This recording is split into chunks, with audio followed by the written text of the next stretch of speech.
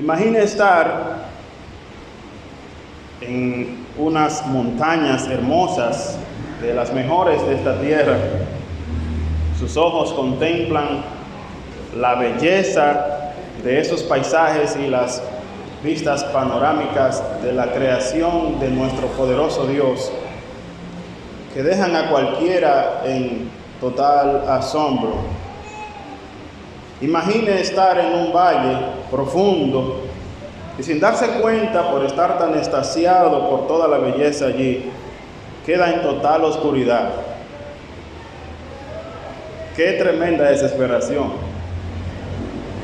Qué situación. ¿A dónde debemos ir? De repente un rayo de luz atraviesa la oscuridad y revela un sendero que antes no podía ver. De eso se trata Hechos capítulo 2. El Espíritu Santo cumple su propósito en mostrar el cambio, o mejor dicho, mostrar el camino hacia la salvación, que es por la fe en Cristo Jesús. Este pasaje muestra las obras del Espíritu Santo en las personas que Él ha llamado. La semana pasada vimos cómo Dios cumple sus promesas y hoy vamos a ver cómo el Espíritu Santo cumple su propósito. Evidentemente estaremos hablando acerca de algunas de las obras o del ministerio del Espíritu Santo. De esto se trata este capítulo 2, tomando como referencia los versículos 12, donde les pedí que abrieran su Biblia, hasta el versículo 40. En esta ocasión vamos a ver 3 encabezados principales, refiriéndonos a cómo el Espíritu Santo cumple su propósito. En primer lugar, el Espíritu Santo obra iluminando, una obra que se conoce como la obra de la iluminación, nos ayuda a entender las Escrituras. En segundo lugar, el Espíritu Santo glorifica a Cristo, y eso lo dice el versículo 22 al 36. Y en tercer lugar, el Espíritu convence de pecado, versículos 37 al 40. Permítame ir punto a punto. Punto número 1. La obra del Espíritu Santo en este texto se evidencia en la iluminación, versículos 12 hasta el 21. Quisiera que hagamos una pregunta a este texto. ¿Cuál es el estado emocional de la multitud? ¿Cómo está la multitud? Bueno, los versículos 6, 7 y 12 nos dan la respuesta. Fíjese nuevamente conmigo, Hechos 2, versículo 6.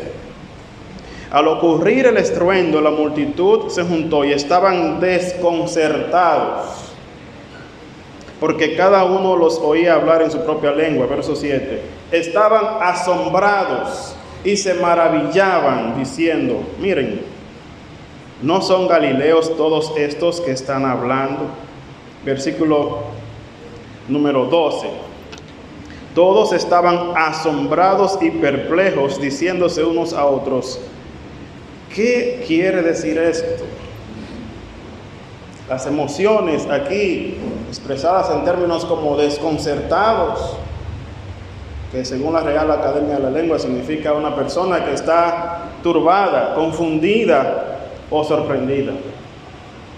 La otra emoción que aparece aquí está relacionada, es asombrados. Tiene que ver con estar atónitos, estupefacto, cuando usted se queda como una estatua fija.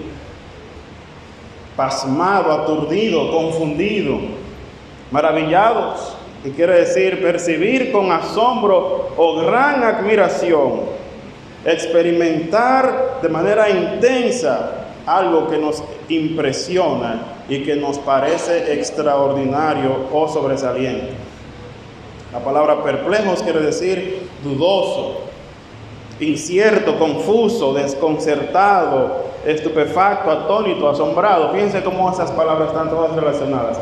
Esa es la emoción que se vivió en ese momento, producto del sonido como de un viento recio y de observar esas lenguas repartidas como de fuego en los 120 creyentes que estaban en ese lugar. Algo extraordinario, fuera de lo común, sobrenatural se podría decir, ha acontecido? Y la respuesta es asombro, es maravilla. La palabra maravilla la usamos para cualquier cosa, pero una maravilla es algo que no puede ser explicado con palabras.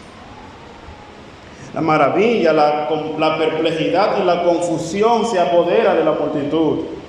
La pregunta que surge de ellos es: ¿qué es esto? No podemos negar que hemos escuchado algo extraordinario, que hemos visto algo sorprendente, pero ¿hacia dónde conduce esto?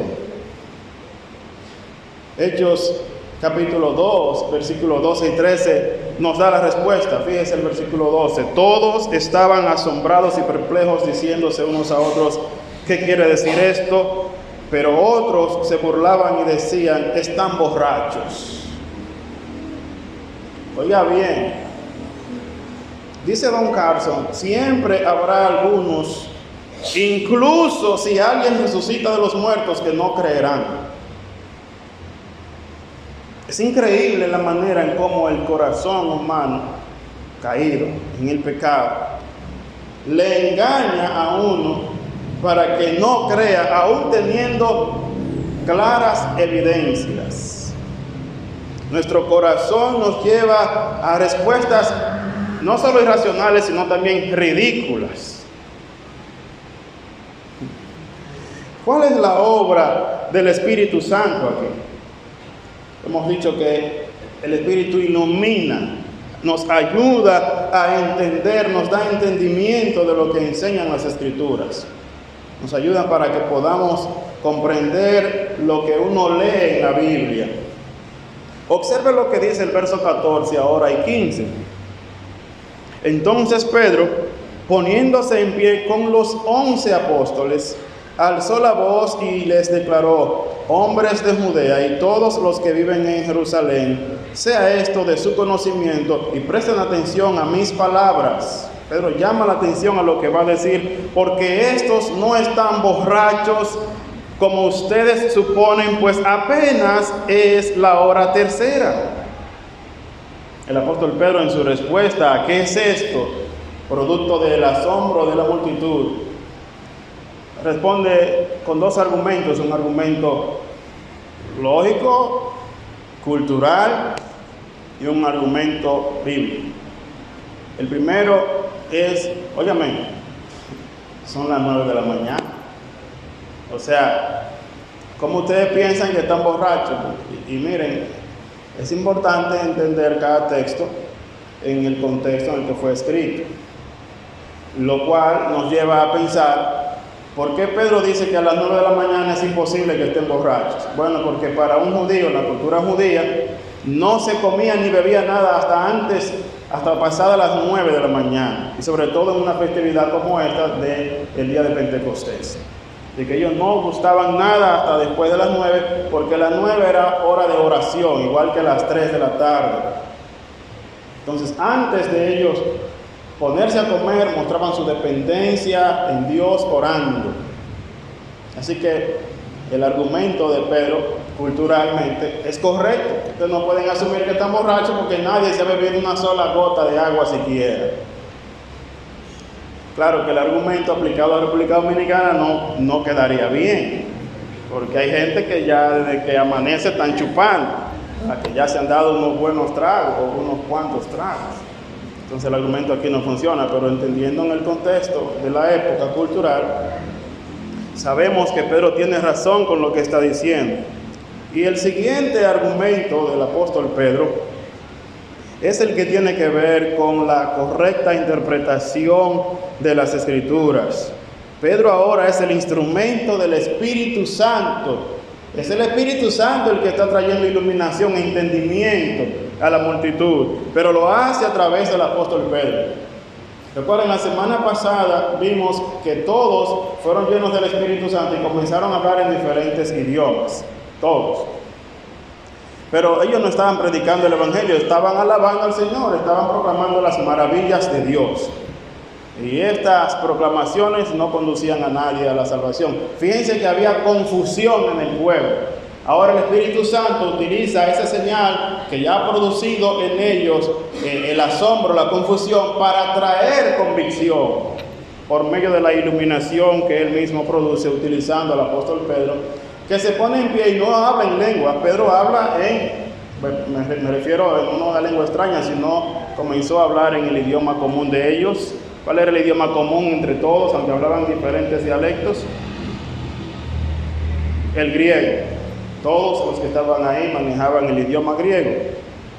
Así que el apóstol Pedro es el instrumento del Espíritu Santo para sacar a la gente de la confusión, llevarlos a la convicción y luego llevarlos a la conversión.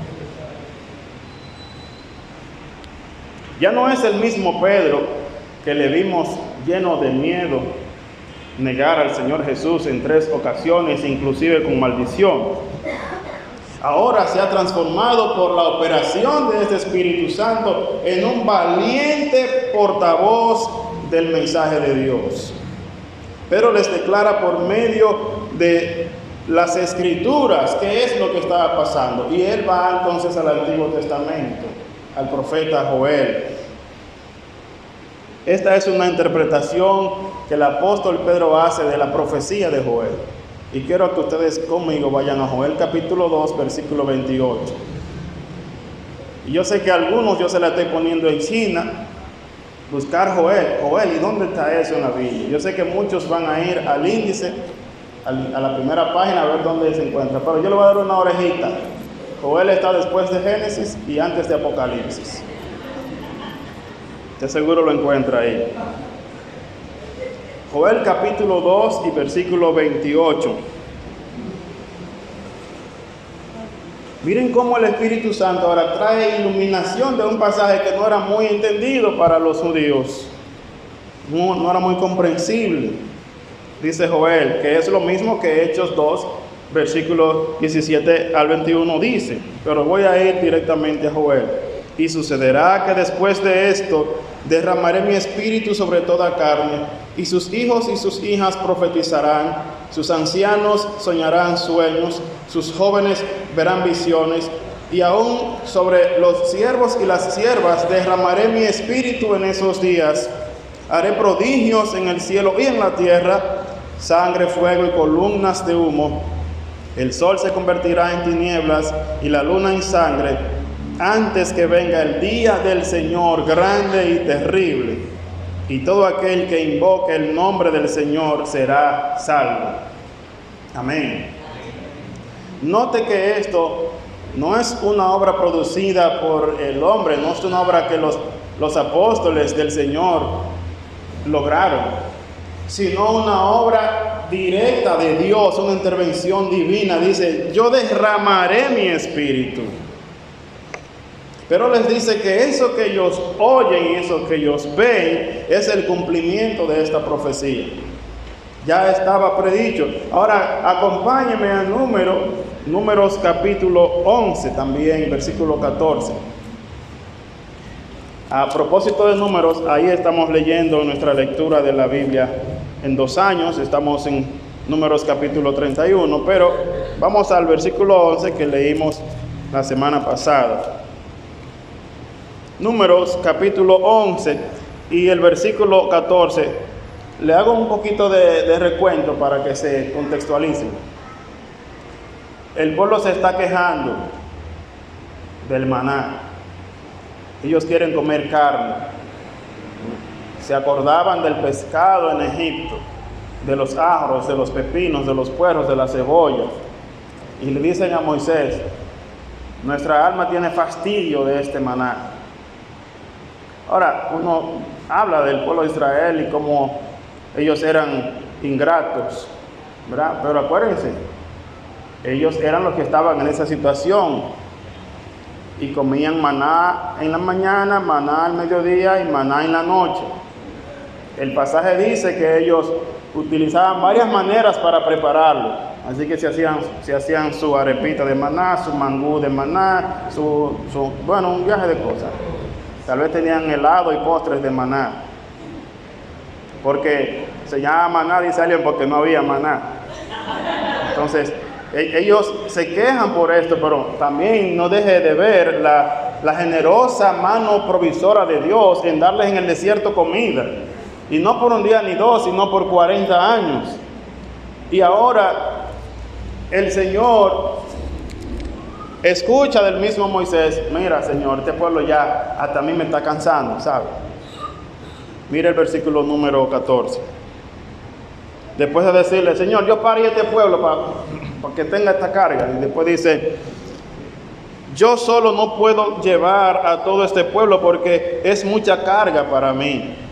Verso 15 de Números 11.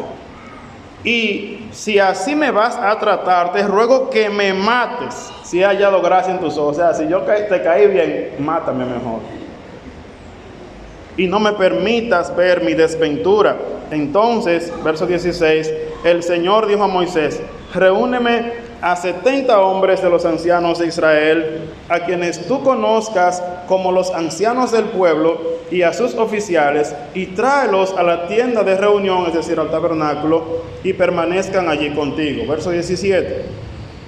Entonces descenderé y hablaré contigo, y tomaré del Espíritu que está sobre ti, ese Espíritu Santo que está sobre ti. No venía sobre todo el mundo el Espíritu Santo en el antiguo pacto. Moisés tenía esta bendición y Dios le dice: voy a poner ese Espíritu que está sobre ti, lo pondré sobre ellos y llevarán contigo la carga del pueblo para que no la lleves tú solo. Hago un salto hasta el verso 24. Observe ahora, verso 24. Salió Moisés y dijo al pueblo las palabras del Señor. Reunió después a 70 hombres de los ancianos del pueblo y los colocó alrededor de la tienda.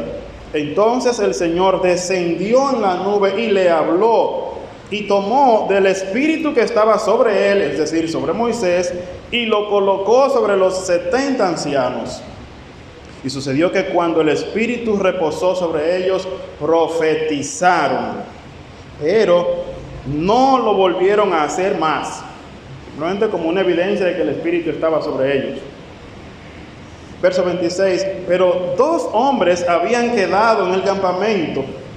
Uno se llamaba Eldad y el otro se llamaba Medad. Y el Espíritu reposó sobre ellos, pero no habían salido a la entrada. Y profetizaron en el campamento. Y un joven corrió y avisó a Moisés: Eldad y Medad están profetizando en el campamento. Entonces Josué, hijo de Nun, ayudante de Moisés desde su juventud, dijo: Moisés, Señor mío, deténlos. Pero Moisés le dijo: ¿tienes celo por causa mía? Ojalá todo el pueblo fuera profeta, que el Señor pusiera su espíritu sobre ellos. Yo quiero que ustedes vean la conexión que tienen estos dos pasajes con nuestro pasaje de Hechos 2. El primero es obvio porque es textualmente lo que dice Joel. Pero lo que aparece en Números capítulo 11 como un deseo, como una petición del corazón del mismo Moisés: ojalá el pueblo entero profetizara. ¿Tú crees que yo me voy a poner celoso, Josué, porque hay gente que está profetizando? Ojalá todo el mundo fuera profeta de Dios, es decir, que todos pudieran tener la palabra de Dios en su boca y la hablaran con los demás, que comuniquen el mensaje de la voluntad de Dios al pueblo. Así que lo que en Números es un deseo, el Señor lo promete y es una profecía en Joel. Y por eso el título del sermón pasado era: Dios cumple sus promesas. Dios cumplió esa promesa. Y eso es lo que Pedro está diciendo como respuesta a la pregunta: ¿y qué es esto? ¿Qué es esto, gente hablando en nuestro idioma? ¿Qué es esa señal que tienen sobre sí? Ese es el cumplimiento, dice Pedro, de la profecía de Joel. En los postreros días, es decir, en los tiempos que vivimos nosotros. Los postreros días comenzaron desde que Cristo entregó su vida en la cruz del Calvario. Ascendió a los cielos después de haber resucitado. Nosotros vivimos en ese tiempo de los últimos días. Y Pedro dice: eso fue lo que Dios había predicho que sucedería. Que iba a venir el Espíritu sobre todos. Miren qué interesante, no sobre algunos oficiales, como el rey, el sacerdote y el profeta, a quienes Dios le dotaba de su Espíritu Santo para hacer el ministerio, Ahora el texto nos dice que el Espíritu iba a venir sobre todos. Miren aquí como dice, sobre toda carne, hijos e hijas, jóvenes, ancianos, siervos y siervas. El Espíritu vendría sobre todos los creyentes en Cristo Jesús.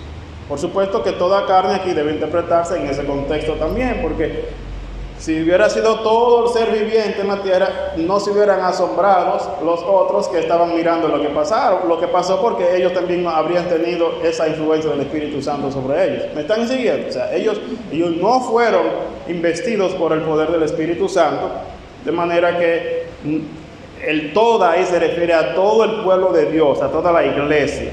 Esa es la toda carne. Y la iglesia está compuesto no solo de jóvenes, sino también de viejos o mayores, o de gente que tiene juventud acumulada, para que hay gente que no se ofenda por eso. Y está compuesta de siervos, está compuesta de gente que es amo, que es empleador, que es jefe, sobre hijos, sobre hijas. Todos en la iglesia ahora tienen el privilegio de ser profetas del Señor. Profetas en el sentido correcto de esta palabra. La palabra profeta significa un proclamador del mensaje de Dios. Porque mayormente la gente confunde la función profética con el aspecto más, digamos, del porcentaje más bajo de lo que hacía un profeta, que es predecir el futuro. El profeta mayormente no hacía eso. Hay profetas que no dijeron nada del futuro y fueron profetas. Pero la profecía real es tomar las escrituras y traer al pueblo el mensaje de Dios. Y claro, como toda la escritura no estaba completa en ese tiempo, era necesario el uso de visiones, de sueños, ese tipo de manera en que Dios se revelaba a algunas personas particulares llamados profetas y le traía el mensaje al pueblo. Ahora Dios ha completado su revelación en este libro que se llama la Biblia, y ya no necesitamos ese tipo de revelación de sueños, de visiones y ese tipo de cosas. La profecía que tenemos aquí es la que Pedro dice: tenemos también la palabra profética más segura, a la cual hacemos bien en estar atentos, porque ella alumbra como una antorcha en lugar oscuro. Jesucristo es el cumplimiento de todas las escrituras, y Él es la revelación plena también de las escrituras. Mira que dice Hebreos capítulo 1 y versículos 1 y 2. Hebreos capítulo 1, versículos 1 y 2. Hermano, yo sé que algunos van a decir que voy un poquito acelerado y quiero que me entiendan, es mucho lo que vamos a tener que abarcar hoy, entonces por eso voy un poquito rápido. Lo siento por mi hermano Kerry, que tiene que traducir allá. Hebreos 1, 1 y 2, Dios, habiendo hablado hace mucho tiempo, en muchas maneras, una de esas visiones, sueños, ¿verdad? Revelaciones así. De muchas maneras, en muchas ocasiones, a los padres por los profetas, en estos últimos días nos ha hablado por su Hijo, a quien constituyó heredero de todas las cosas, por medio de quien asimismo hizo el universo. Él también es el resplandor de su gloria y la expresión exacta de su naturaleza. Estoy leyendo el verso 3, que no lo mencioné, pero sí es necesario leerlo. Y sostiene todas las cosas con la palabra de su poder. Después de haber llevado la purificación de los pecados, el Hijo se sentó a la diestra de la majestad en las alturas. El cumplimiento de las profecías es Cristo. Y la culminación de la revelación de Dios es Cristo. Por eso el Nuevo Testamento habla tanto de Cristo y revela de manera muy clara por la obra del Espíritu Santo que iluminó a los apóstoles todo lo que decía el Antiguo Testamento acerca de Él. Y si usted lee, por ejemplo, en Juan capítulo 5, Jesús tiene una conversación interesante con los líderes religiosos de su época, judíos, que decían: tu testimonio no es verdadero porque tú hablas de ti mismo. Porque para que un testimonio sea verdadero tiene que estar atestiguado por otras personas. Y Jesús le dice: yo le voy a decir quién da testimonio de mí. El Padre da testimonio de mí. Ustedes escucharon su voz cuando dijo, este es mi Hijo amado.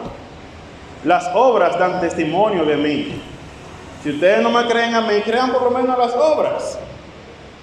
Juan el Bautista dio testimonio de mí. Ustedes estaban siguiendo a Juan y se impresionaron con él y le preguntaron, ¿eres tú el Cristo, el que había de venir? Juan dijo, no, viene después de mí. Juan dio testimonio de Jesús y dijo, he aquí el Cordero de Dios que quita el pecado del mundo.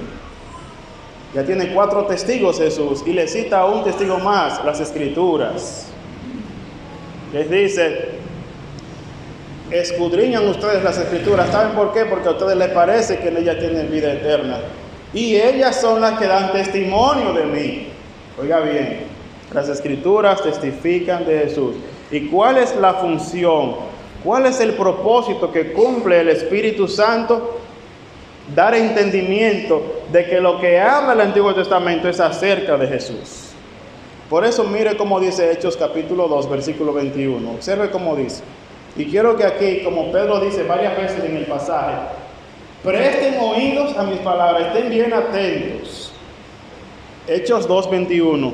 Y sucederá que todo aquel que invoque el nombre del Señor será salvo. Todo aquel que invoque el nombre del Señor será salvo. Hermanos, ¿cuál es el nombre que se debe invocar para la salvación? No olviden, yo estoy seguro que usted está pensando con la mente de alguien del Nuevo Testamento, pero yo quiero que usted piense que se está citando a Joel. Joel está hablando del Señor, de Jehová, de Yahvé. ¿Se oye? Joel está diciendo, el que invoque el nombre de Yahvé será salvo. O Adonai tal vez sería la traducción más precisa. El que invoque el nombre del Señor será salvo. Todo aquel. Esto nos lleva, mis hermanos, esta pregunta de cuál es el nombre que se debe invocar para salvación nos lleva al segundo punto de este mensaje. Y el segundo es que el Espíritu Santo cumple el propósito de glorificar a Cristo. Mire el versículo 22 ahora. Termina el 21 diciendo, el que en nombre invoque del Señor será salvo. 22, hombres de Israel, escuchen estas palabras. Jesús Nazareno.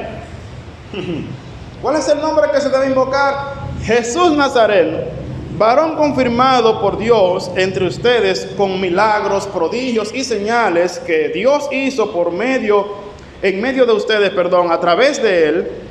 Tal como ustedes mismos saben, este fue entregado por el plan determinado y previo conocimiento de Dios, y ustedes lo clavaron en una cruz por manos de impíos y lo mataron.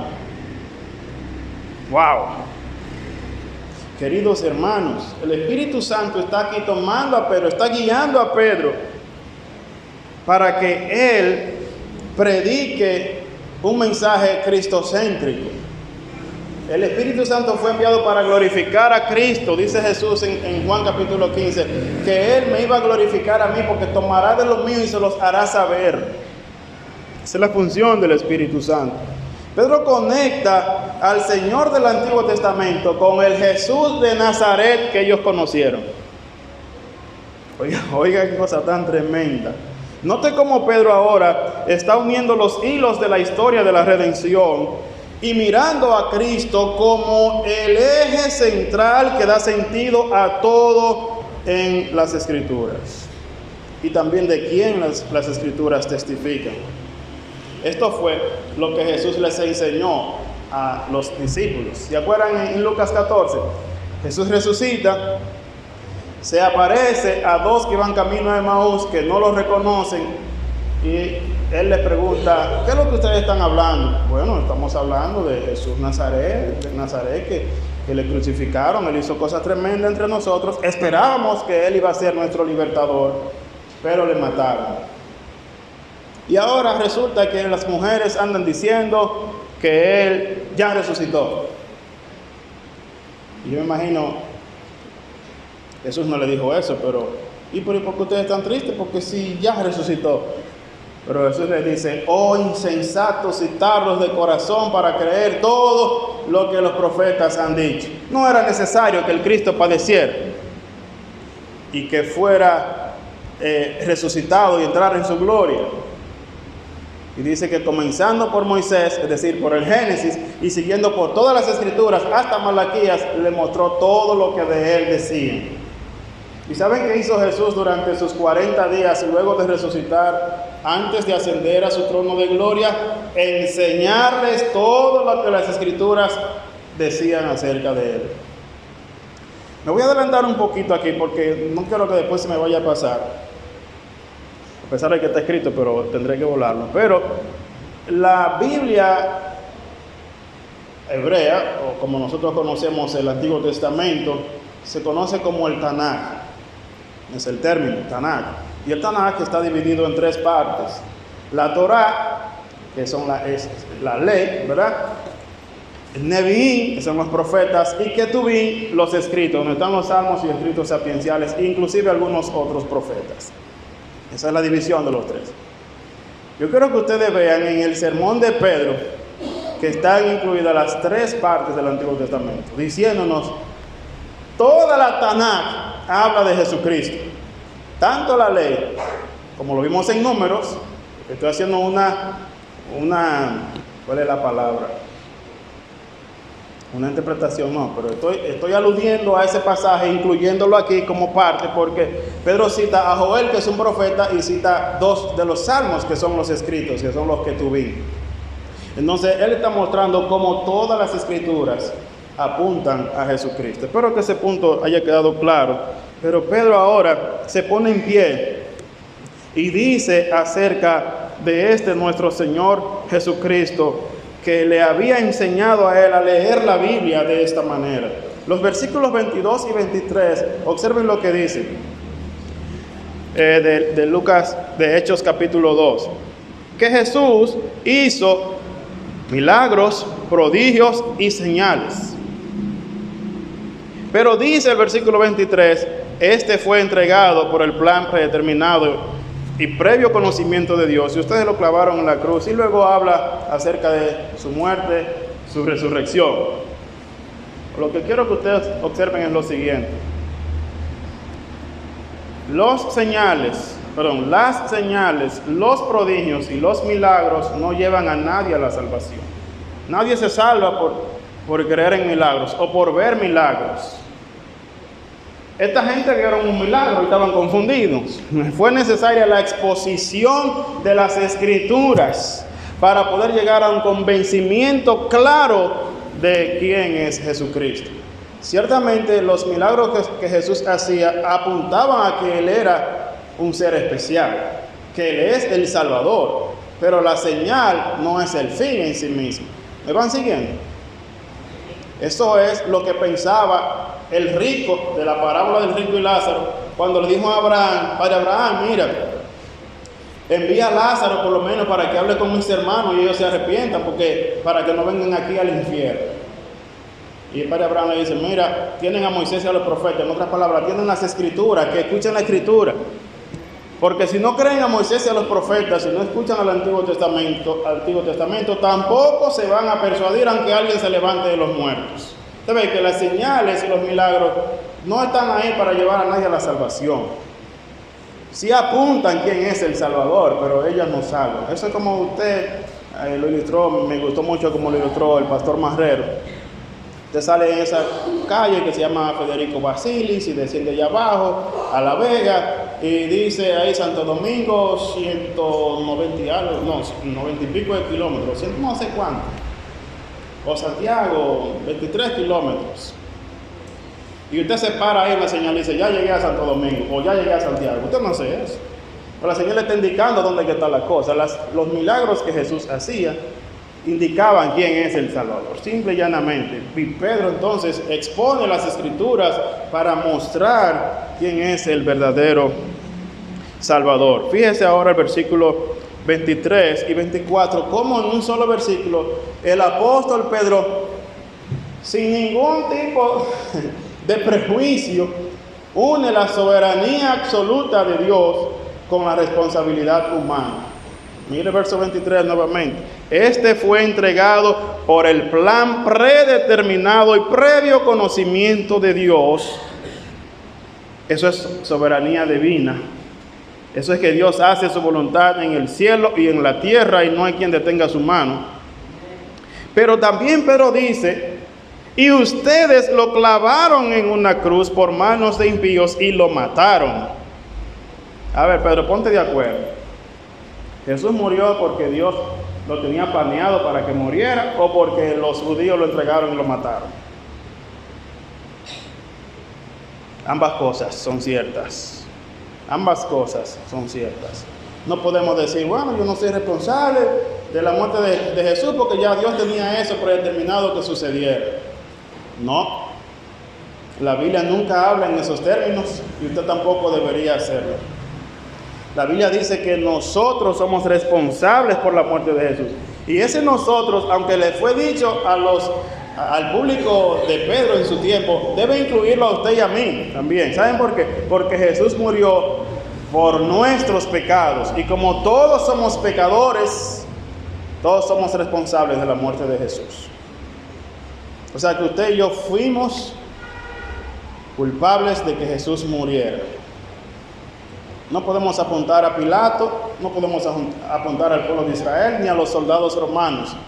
Tenemos que apuntarnos a nosotros mismos. Jesús murió, ¿sabe por qué? Por mis pecados. Jesús murió por mí.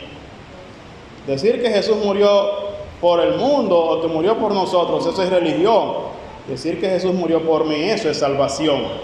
Es entender quién fue responsable de esa muerte. Y es lo que Pedro hace. Pedro se para de frente delante de gente que hace unos días atrás habían crucificado a su maestro, a su Señor. Y seguramente estaban allí algunos de los que estaban presentes cuando él dijo, yo no conozco a ese hombre. Y ahora dice, ustedes lo mataron. ¿Sabe lo que ponerse de frente a una gente a acusar? Usted es culpable de esa muerte.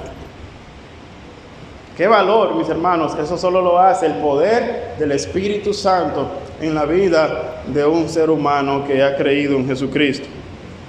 Sigo leyendo porque Pedro ahora en el verso 24 dice, Dios lo resucitó. ¿Quiénes fueron responsables de la muerte? El pueblo y nosotros también. Claro, con el determinado conocimiento del Señor.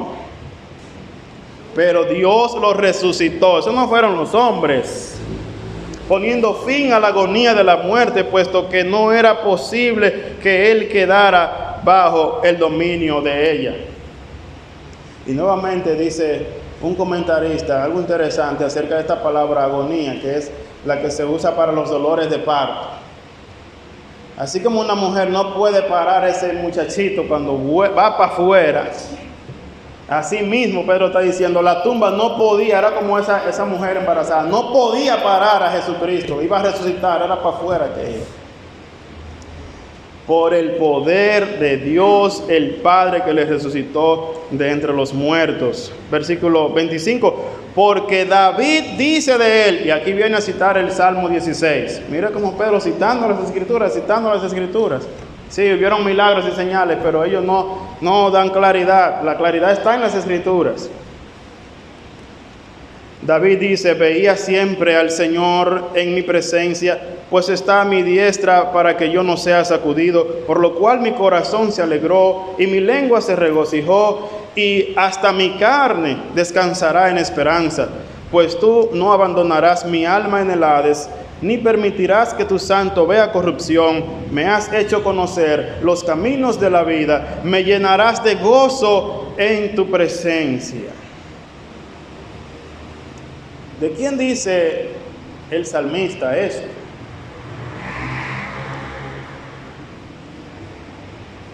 No sé si ustedes recuerdan, un poquito más adelante, está un etíope eunuco leyendo las Escrituras en el profeta Isaías. Y entonces le pregunta a Felipe, ¿entiendes lo que lees? Dice, ¿cómo voy a entender si nadie me explica? Dime, ¿de quién dice el profeta esto? ¿De sí mismo o de otro? Aquí esta es la pregunta. David dice cosas que parecen de él, pero como que no parecen que se apliquen a él. Fíjese el versículo 29. Hermanos, Pedro aclara eso por si alguno tenía la duda. Esa es la obra del Espíritu Santo iluminando y proveyendo una predicación cristocéntrica que glorifica evidentemente a Cristo. Hermanos, del patriarca David les puedo decir con franqueza que murió y fue sepultado. Y su sepulcro está aquí entre nosotros hasta hoy. Miren, pueden buscarlo, ahí está. Si es de David que ustedes piensan que hablaba el Salmo.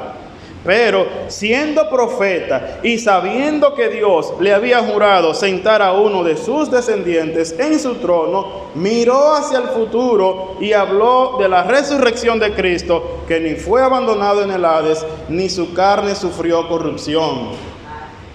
Interpretación: a este Jesús resucitó Dios. Es de Jesús que habla el Salmo 16, del Jesús de Nazaret que ellos crucificaron y que nosotros somos responsables de su muerte. A ese Jesús resucitó Dios, de lo cual todos somos testigos, todos nosotros, refiriéndose a Él, los 11 apóstoles y los 120. Así que, exaltado a la diestra de Dios y habiendo recibido del Padre la promesa del Espíritu Santo, ha derramado esto que ustedes ven y oyen. La pregunta de ellos: ¿qué es esto que estamos viendo y oyendo? Miren la explicación aquí. Es una profecía acerca de Jesucristo. Es lo que el apóstol Pedro está diciendo. Porque David no ascendió a los cielos, pero él mismo dice, David dice: dijo el Señor a mi Señor, siéntate a mi diestra hasta que ponga a tus enemigos por estrado de tus pies. Señores, qué expertise y maestría tenía el apóstol Pedro para explicar la palabra de Dios. No se la podemos atribuir a él, se la tenemos que atribuir al Espíritu Santo, porque Pedro no preparó ese sermón, no estaba pensando en nada de eso.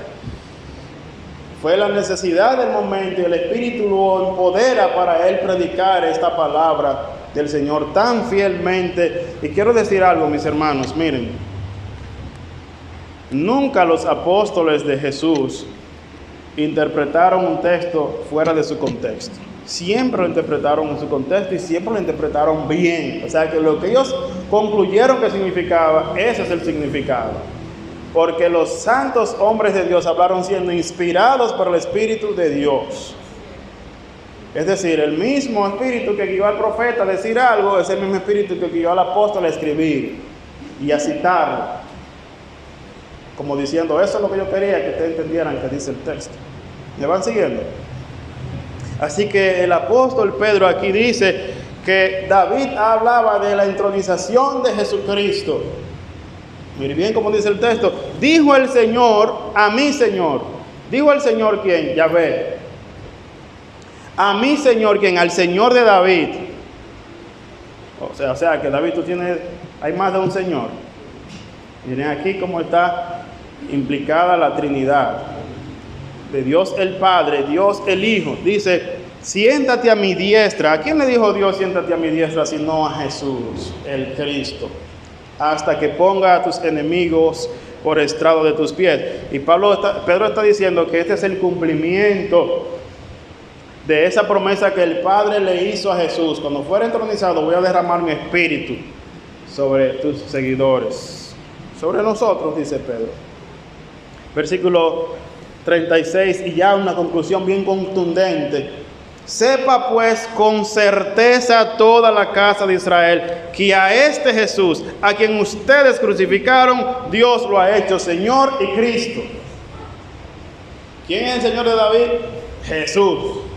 El Jesús carpintero ese, hijo de María, entrenado por José en la carpintería. Ese es el Señor y Cristo. Jesucristo es Dios.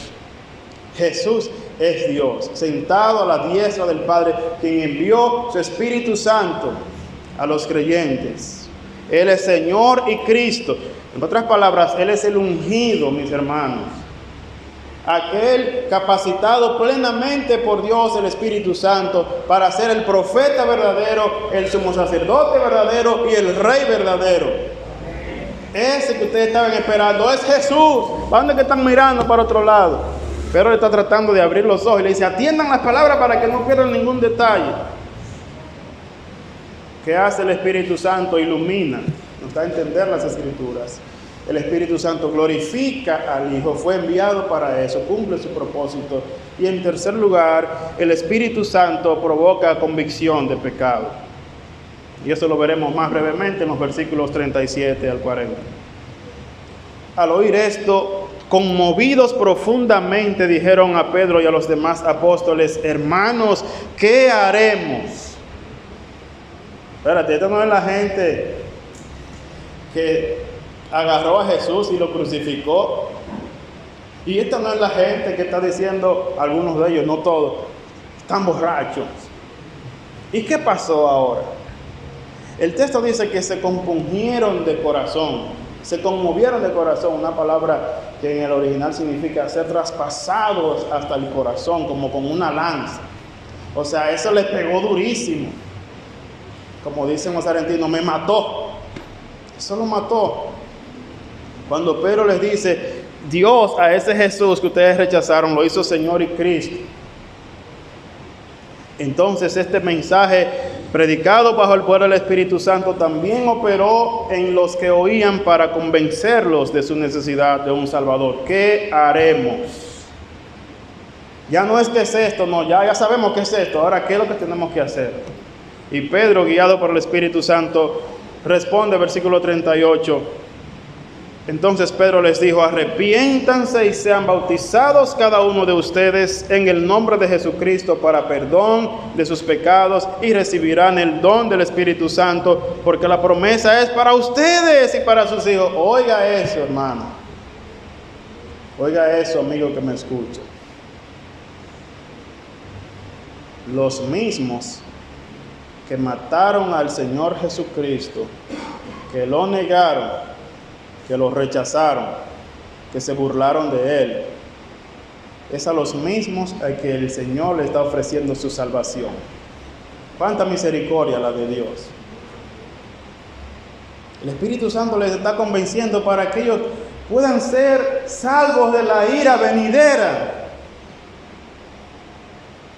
Porque el Señor es amplio en perdonar. Porque el Señor se deleita en salvar. Y hoy, esta mañana, el Señor le está diciendo a usted que está aquí esta mañana: si usted está pensando en que usted va a ser salvo por sus propios medios, no había gente más religiosa que esta.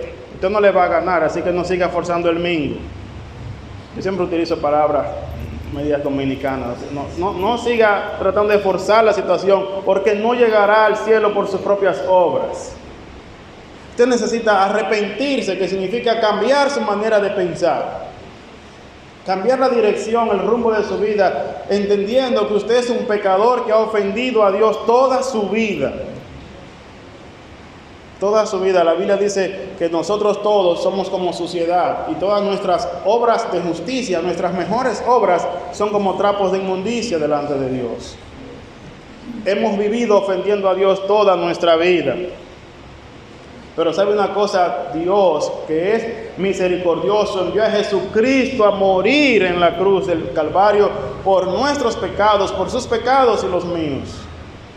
¿Y qué le corresponde a usted? Arrepentirse de sus pecados, dejar de creer que usted va a ir al cielo por lo bueno que usted es, porque usted va a la iglesia, porque usted ofrende, porque usted ore, por lo que sea que usted piensa que es bueno que hace.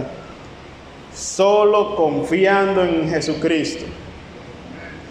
El apóstol Pedro dice: arrepiéntese, deje de pensar de que usted es bueno, deje de pensar que Jesucristo no es suficiente para salvar, Él es suficiente para salvar, y empiece a confesar sus pecados delante de Él, porque Él le va a salvar y dar vida eterna. Es para ustedes y para sus hijos, dice el apóstol Pedro, y para cuantos están lejos, para tantos como el Señor nuestro Dios llame. Usted ve nuevamente aquí, ¿quién tiene que arrepentirse y bautizarse? Es el ser humano, es el que oye el mensaje. Pero ¿quién es que hace el llamado? Es Dios. Hermano, esto es un asunto tremendo, el misterio inexplicable de la salvación, la soberanía divina y la responsabilidad humana. El hombre es responsable de responder al llamado de Dios. Dios está llamando. La pregunta es: ¿qué va a hacer usted? Porque como veremos la semana próxima, bueno, yo no estaré la próxima, pero la de arriba, que seguimos aquí, esta gente respondió creyendo. ¿Y usted qué va a hacer? tenemos dos desafíos en esta mañana. En primer lugar, mis hermanos, a ser instrumentos guiados por el Espíritu Santo. No nos embriaguemos con vino, seamos llenos del Espíritu Santo. ¿De qué nos estamos llenando, mis hermanos? Que nos está controlando. ¿Sabe? Que aquello que usted admira, que usted le dedica mucho tiempo, en lo que usted se deleita, se va convirtiendo en eso usted también. Y de eso usted empieza a hablar. Si a usted le gusta mucho el deporte, de eso empieza a hablar mucho. Si le gusta la comida, de eso empieza a hablar mucho. Si le gusta Jesucristo, de eso empezará a hablar mucho. Si le gusta la Biblia, de eso empezará a hablar mucho. Se va a llenar de las Escrituras y va a ser controlado por las Escrituras. Eso es la llenura del Espíritu Santo, ser controlado por la palabra de Dios. Tenemos ese desafío porque el Espíritu Santo está en cada creyente. Si usted es un verdadero hijo de Dios, el Espíritu está en usted para darle entendimiento a las Escrituras. No le tenga miedo a leer números. Lea números, lea crónicas, lea el Antiguo Testamento, lea Ezequiel con todas las complejidades de esas profecías, porque el Espíritu Santo le va a dar entendimiento para ver a Jesucristo allí y para glorificar al Hijo, pero también para llamar a los pecadores al arrepentimiento. El siguiente desafío es para usted que no tiene a Cristo y que se la está jugando con candela. Usted ha venido muchas veces aquí, muchos de ustedes yo los reconozco. Y yo le tengo que decir de frente, usted está jugando con fuego. Usted no sabe cuándo se va de aquí. Yo tampoco lo sé. Y qué bueno que no lo sé. Pero algo es seguro. Está establecido para los hombres que mueran una sola vez y después de esto el juicio. Usted no tiene más chance después de ahora. Usted no sabe cuándo se va. Usted no sabe cuándo Cristo regrese. Lo que espera es el juicio. Y como dice Joel, lo que viene es terrible para el que está sin Cristo. Y esa es su oportunidad hoy de usted entregarle su vida a Jesús. De usted arrepentirse de sus pecados y venir a Él confesando que solo Jesucristo es el Señor y el Salvador. Miren, hoy estamos celebrando esta mesa de la comunión, en la que recordamos que con el pan Jesucristo entregó su cuerpo, fue molido por nuestros pecados. Y que hemos participado de su vida. Cuando tomamos de la sangre, Él derramó su sangre, nos ha dado vida eterna en Él. ¿Quiere usted tener vida eterna? Venga a Cristo. Y queridos hermanos, pongámonos bajo la sombrilla del jefe para ser usados por Él. Pongámonos a su palabra en oración, en dependencia obediente, y que el Espíritu Santo venga sobre nosotros y un poderoso mover sea evidente en toda Jarabacoa y el país y el mundo, porque Cristo está pronto a venir y Él quiere salvar a todos. Señor, gracias por este tiempo con tu palabra. Gracias por la obra de tu Espíritu Santo, por su ministerio de iluminación, de glorificación del Hijo y también de convencimiento de pecados. Ruego, Señor, y descanso en esa obra del Espíritu Santo en esta mañana, para hacer la obra que nuestros corazones necesitan.